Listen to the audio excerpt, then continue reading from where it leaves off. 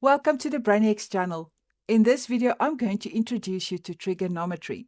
Well, trigonometry may be a completely new topic for you, but we are going to start right at the beginning. Trigonometry is the part of mathematics that studies the relationship between the sides and angles of triangles. We can use trigonometry to calculate unknown distances, heights, and angles. For example, we can use trigonometry to calculate the height of a building, the length of a ladder, or the angle of a roof without measuring everything directly. In previous grades, you may have used the theorem of Pythagoras to calculate the length of a missing side in a right-angled triangle. However, Pythagoras can only be used when we know the lengths of two sides. Sometimes we are given an angle and only one side length, and this is where trigonometry gives us another way to calculate an unknown side or angle. Now for grade 10, we will only be working with right-angled triangles. And before we can calculate any missing sides or angles, we first need to learn how to correctly identify and name the three sides of a right-angled triangle.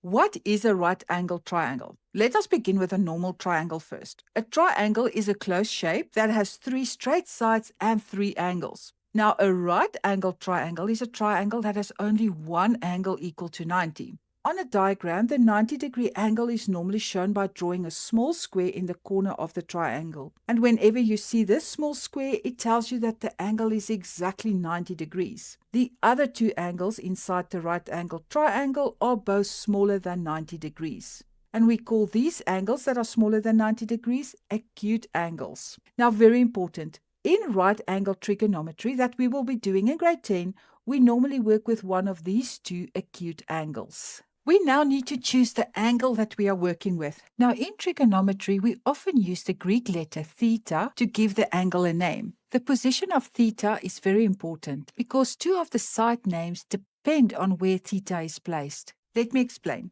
The three sides of a right-angled triangle are called the hypotenuse, the opposite side, and the adjacent side. However, we do not identify these sides randomly as there is a specific order that we should follow.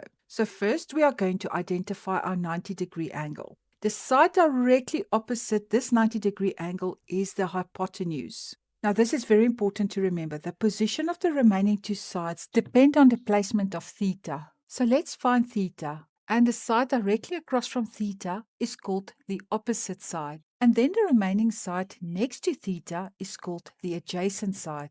Let's look at the exact same triangle, but this time let's move the position of theta. So again, let's find the 90-degree angle, and then the side directly opposite the 90-degree angle is called the hypotenuse. So let's find theta, and the side directly across from theta is called the opposite side. And then the remaining side next to theta is called the adjacent side.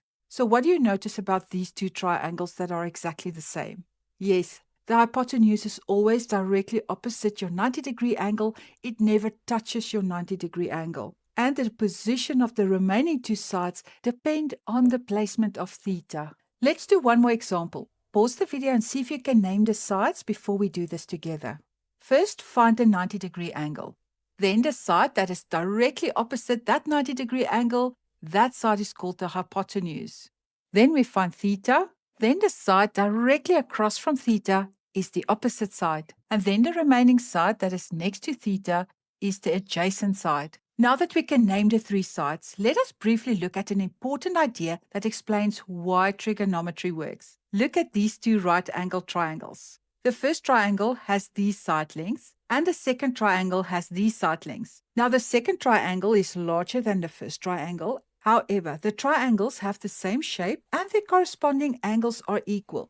We call triangles with the same shape similar triangles. And similar triangles do not need to be the same size. What is important is that the corresponding sides have been enlarged or reduced by the same scale factor. In this example, 3 was multiplied by 2 to become 6. 4 was multiplied by 2 to become 8, and 5 was multiplied by 2 to become 10.